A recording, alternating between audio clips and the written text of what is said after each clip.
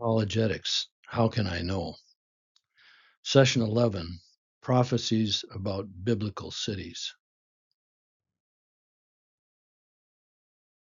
Review. Where have we been? In our series, we have looked at some of the logical arguments for the existence of God. Then we turned to focus on the historical evidences that confirm our faith. The Bible is a record of God's interactions with people, which they experienced and recorded. Review. The scriptures stand out. Many other ancient writings have either been lost or have had minimal manuscript evidence or evidence of poor quality. These writings often have significant discrepancies between manuscript copies. Don Byerly talks about the distortion factor. Many of these writings often include fanciful or wild mythological stories.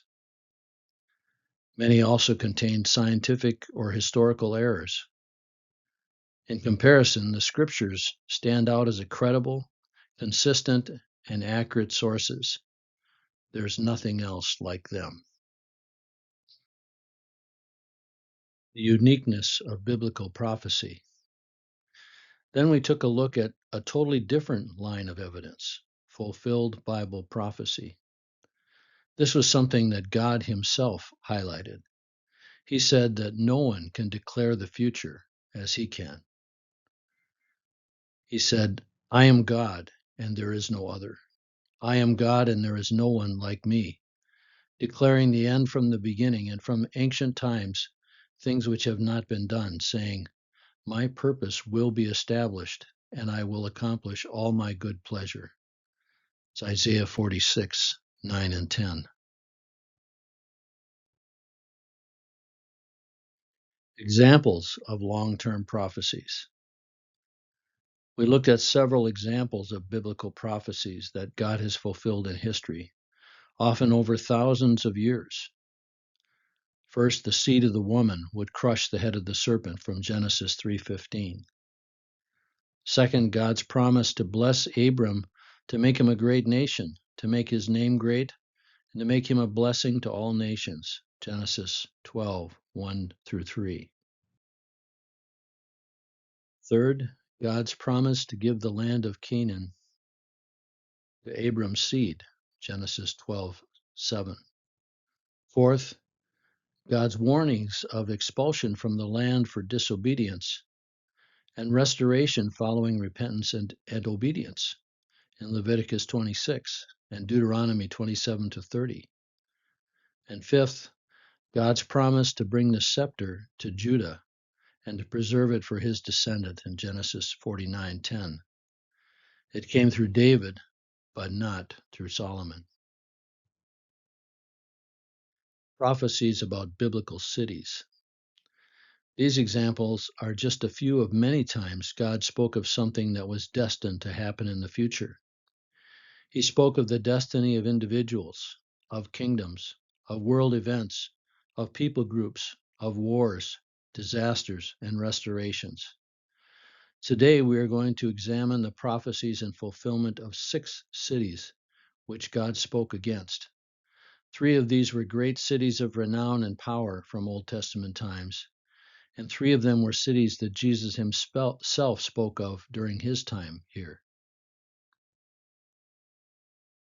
Nineveh, the great city. Nineveh is mentioned 19 times in the Old Testament. It was originally founded by Nimrod, the first one who built a kingdom to dominate and rule over other people in Genesis 10. It is referred to as the great city several times because of its large population and size. In time, it became the capital city of the Assyrian Empire. The Assyrians were known for their ferocity, violence, and brutality. They often tortured, maimed, and made public spectacles of their victims in order to terrorize those they dominated. Location of Nineveh. Nineveh was located in what is today northern Iraq, in the eastern part of the Fertile Crescent. That is the land between and alongside the Tigris and Euphrates on the eastern side of the upside-down crescent-shaped area, and down the Mediterranean coast on the western side of the crescent. The land in between these two areas that form the crescent is desert, and largely unable to support any concentrations of population. Population centers required access to a supply of consistent and adequate water. Here's a map of the ancient biblical world with an overlay of modern nation boundaries. You can see that Nineveh is to the upper portion of the Fertile Crescent that goes from Egypt all the way up to Turkey and then down to the Persian Gulf. Nineveh is right up toward the top and a little to the right. The Assyrian Empire. At the peak of its empire in the 7th century BC, Assyria dominated the territory from what is today western Iran to Turkey and south to Egypt, virtually all the territory of the Fertile Crescent. It was the largest empire to that point in human history. It was during the reigns of Sennacherib, 705 to 681 BC, and Ashurbanipal, 668 to 627 BC, that it reached its largest extent. Sennacherib made Nineveh the capital, and the wealth of the tribute that they weighed upon other nations was used to enlarge, fortify, and beautify this city. The size and setting of Nineveh. Nineveh was located on the eastern bank of the Tigris River. It was the largest city in the world at that time. Its outer suburbs expanded along the river to the north and south. It is thought to have been up to 60 miles in circumference. The inner city proper was a diamond-shaped parallelogram, each point of the diamond built around a palace. Its walls were 7.5 miles in circumference. They were 30 to 80 feet tall and nearly 50 feet thick, with towers that reached up to 100 feet. The western walls were along the river for water access.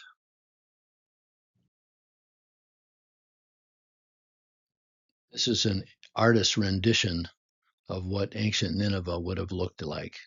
The river is the Tigris River, and it's on the east bank of the river. You notice the high walls and the large buildings in the background.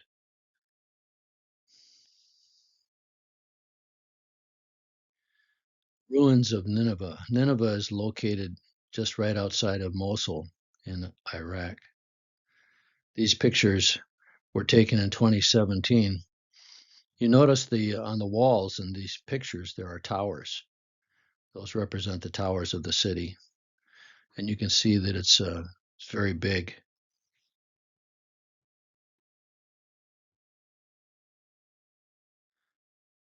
God's judgment against Nineveh.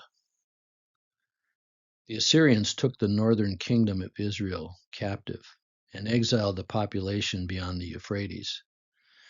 In this map that's here, you can see that on the lower left, starting from Samaria, the red line depicts the Assyrians taking the Israelites captive and scattering them toward the other side of the Euphrates River, and even as far into as to Media on the eastern side.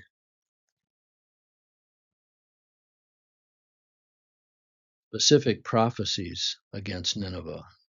All these are in the book of Nahum. With an overflowing flood, he will make an end of this place. That's from Nahum 1:8. The gates of the rivers are opened and the palace is dissolved. That's 2:6. Fire consumes your gate bars, and fire will consume you. 3:13 and 15. They will be drunken with their drink. Nahum 1:10. Your name will no longer be perpetuated or sown. 1:14. More prophecies. She will be stripped of her treasures. Nahum 2:7-10. He will make Nineveh a desolation, parched like the desert, and flocks will lie down in her midst, all beasts which range in herds.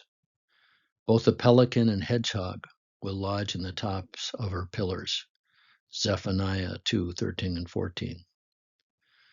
Your wound is incurable. All who hear about you will clap their hands over you, for on whom has not your evil passed continually? Nahum 3:19. Fulfillment. Nahum and Zephaniah prophesied these things in the decades before the fall of Nineveh. It would have seemed impossible. And yet a coalition of Babylonians, Medes, and Scythians surrounded the city to lay siege to it for 3 months. The Assyrians were so confident in the security of their fortifications that they drank themselves drunk. Heavy rains caused the Tigris to flood and undermine the wall, and portions of it collapsed. The attackers then were able to break into the city, sack and loot it, and set it on fire. It was never rebuilt.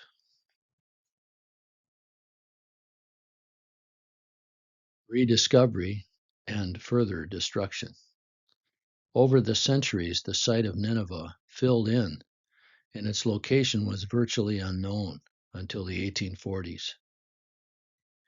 It had become a place for flocks and herds, pelicans and hedgehogs, as the prophecies predicted. Archaeological excavations had rediscovered the city and had begun to restore some of the walls and artifacts.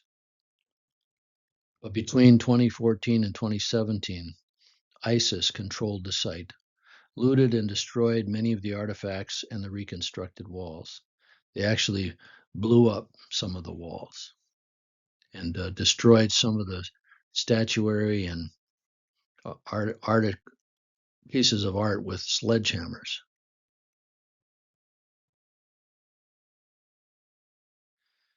The city of Tyre. Ancient Tyre was the most powerful city-state of the Phoenician civilization. It was the largest and most important maritime port center of that part of the world. Trade routes radiated out to the south, north, and east of there, bringing trade goods to export to other parts of the Mediterranean world. They had become quite wealthy and powerful as a result. Tyre was renowned for its lumber and for the highly prized purple dye produced from sea snails in that area. The Phoenician ships were famous for their sailing prowess, and they had started colonies in many places. For example, they started the colony of Carthage in North Africa and Tartessus in Spain. Once again, looking at the map of the biblical world with an overlay of modern nations. If you look over on the left toward the eastern side of the Mediterranean Sea, you'll find Tyre about halfway down north to south on the eastern side of the Mediterranean Sea on the coast. The geography of Tyre. Tyre was a unique setting. Part of the city was on the sea coast, and part of it was on a rocky island about a half-mile offshore to the west. They'd established and fortified 2 harbors, one on the northern end and one on the southern end of the island. There was also a canal that went between these harbors for ferrying goods within the protection of the city. The island was well fortified, with walls each reaching as high as 150 feet on the landward side and built right up to the edge of the shoreline. The mainland city also had similarly tall walls.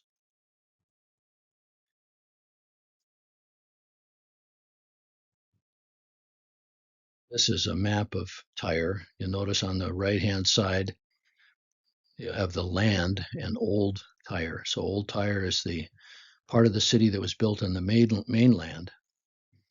And then to the left, you'll see the island city of Tyre. See the northern harbor and the southern harbor.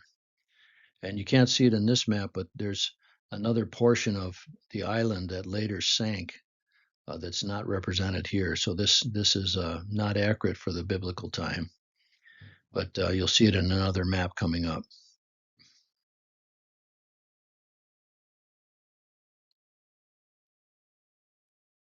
This slide represents an artist's rendition of the island's fortifications.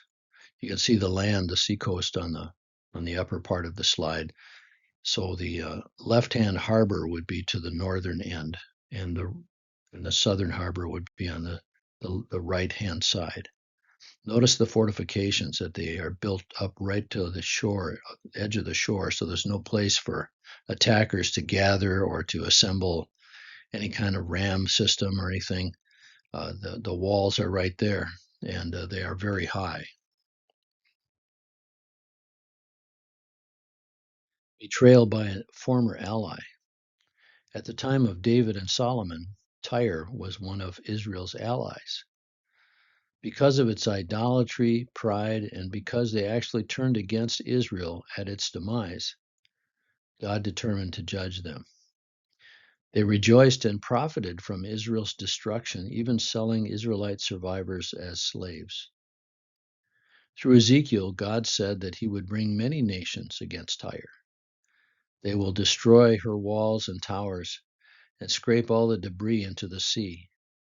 She would become a bare rock used by fishermen for the spreading of her nets. She would never be rebuilt.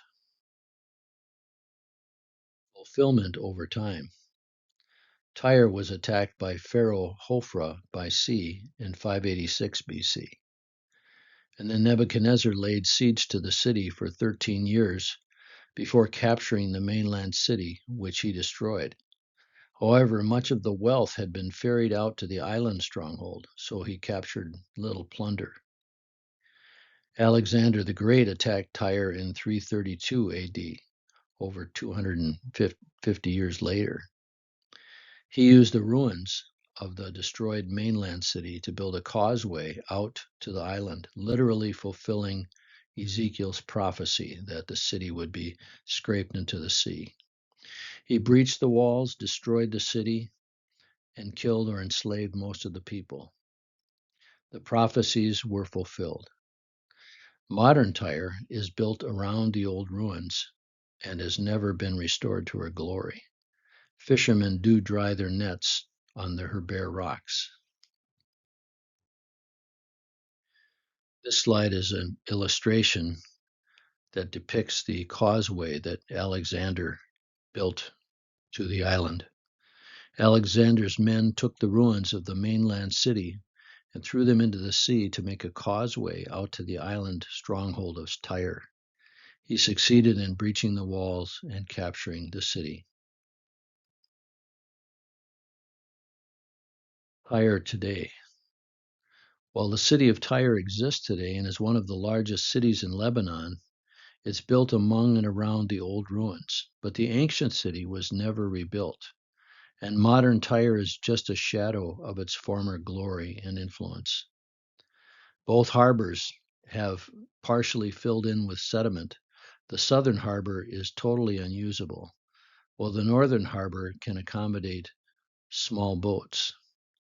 The southern portion of the island of Melkart on the map, sank in 551 AD due to an earthquake and is submerged, along with all the buildings that were on it. The city of Babylon, another ancient city founded by Nimrod in Genesis 10, had a long and storied history. It was the first kingdom city in the plain of Shinar. The Tower of Babel was constructed there, and from there people spread abroad across the earth. At its peak, Babylon was the largest city in the world. It was 4 times larger than Rome and larger than Nineveh. It had a wall that was 11 miles in circumference, wide enough for chariots to easily pass each other. The walls were 50 feet tall and about 21 feet thick. There were 2 parallel walls in the inner wall and an outer wall that enclosed a larger area. There were defensive towers that were evenly spaced about 170 feet apart and were probably 80 feet tall. There was also a wide, deep moat.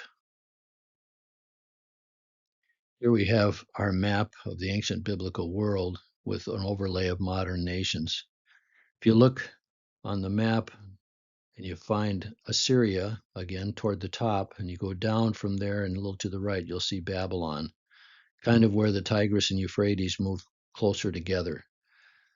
So Babylon is on the Euphrates River, and it's on the eastern side of the Fertile Crescent. Grandeur of Babylon. This is an artist rendition of the city. You can see that it was a very large city. The city was built on both sides of the Euphrates. This provided a continual flow of fresh water and allowed for a combination of streets and canals inside the city. Probably held a population of 200,000 people. It is located about 50 miles south of modern-day Baghdad. The Lion Gates of Babylon. This is an image of the Ishtar Gate, the eighth and largest gateway into the city. The face of the gate is all made of baked ceramic tile with images of lions, bulls, and dragons. The original gate was in pieces and has been transported to Berlin, where it has been reconstructed. This image shows the wealth and grandeur of the city. They were getting tribute from all the nations in their empire, and they were using that money to beautify their city, and they spared no expense. Judgment of God. God determined to destroy Babylon because of what they had done to Jerusalem and the people of Israel. This would be a punishment against their idols, priests, astrologers, and magicians, and an exposure of their powerlessness. These are some of the prophecies: that he would stir up the Medes against them. Their princes, wise men, and soldiers will make themselves drunk. Their destruction will come suddenly. Her broad walls will be broken and razed, and her gates burned with fire. The water will come over her, and she will also become a desert and a parched land. She will be desolate forever, a home for jackals, hyenas, and desert creatures, and without inhabitants. The capture of Babylon. A confederation of Medes and Persians under Cyrus the Great diverted the flow of the Euphrates. It became shallow enough to walk through where it passed under the city walls. It was during a popular festival to the moon god. People were drinking and partying, and they were not paying close attention to the activities of the Medo-Persian army. They thought that their defenses were impenetrable. The troops of Cyrus succeeded in taking the city with very little resistance. They made their way into the king's palace and were able to slay him and his leaders, who were all gathered together to celebrate the feast. The city and government were taken in one night. Later fulfillment of prophecy. The Persians ruled from there as one of their capital cities. Then Alexander the Great conquered the city in 331 BC. He was welcomed by the populace as a liberator from the Persians. He made the city the capital of his empire until his death in 323. His successors, however, abandoned Babylon for other locations in their respective kingdoms. Babylon fell into disrepair as people moved away. By the 2nd century AD, it was greatly diminished. The Parthians sacked the city again, and it never recovered. Eventually, it was totally abandoned. Ruins of Babylon. This picture shows part of the ruins of the city. The river damaged portions of the city, and it is partly submerged today. Other parts are like the parched desert described in prophecy, inhabited only by jackals, hyenas, and animals of the desert. Some of the stones have been taken away and used to build other buildings by people who had houses nearby. There's nothing on the site of Babylon. Then we have the towns that Jesus declared woe over. Jesus pronounced words of judgment over Chorazin, Bethsaida, and Capernaum in Matthew 11 and Luke 10. He had ministered in each of these locations, and they had heard his teachings and observed his miracles. He said that Tyre and Sidon and even Sodom would have repented if they had seen the miracles that had been performed in these towns. Because of their unbelief and resistance in the face of such revelation, they would be held to more accountability and judgment than even those notorious cities. Here we have a map of Galilee, and you can see the Sea of Galilee. And at the very top of the Sea of Galilee, you'll see Bethsaida, right to the east of where the Jordan comes in at the top. Then directly left from there, or west from there, you see Chorazin, and south of Chorazin, you see Capernaum on the edge of the sea. What happened to these towns? Each of them fell into disuse and were eventually abandoned. Chorazin was destroyed by an earthquake in 363 AD. It was rebuilt, but had on and off population cycles until abandoned in the 1800s. It is now a park. Bethsaida was destroyed by the Romans in 67 AD. It was rebuilt, but earthquakes changed the topography. It was no longer accessible to the Sea of Galilee, and since it was primarily a fishing village, it was abandoned. Capernaum was damaged by an earthquake in 749 AD. It was rebuilt, but because the trade routes changed, it was no longer viable for business and was abandoned before the 11th century. Summation, at the times these prophecies were given, they would have seemed ludicrous. From the greatest mercantile empire of Tyre and the great capital cities of the extensive political and military empires of Assyria and Babylonia, with their seemingly insurmountable defenses, to the bustling small towns of Jesus' time, these prophecies would have appeared to be the ravings of fools, and yet they came to pass in precise detail. This is further testimony of God's sovereign power and evidence for the unique nature of the Scriptures, His Word.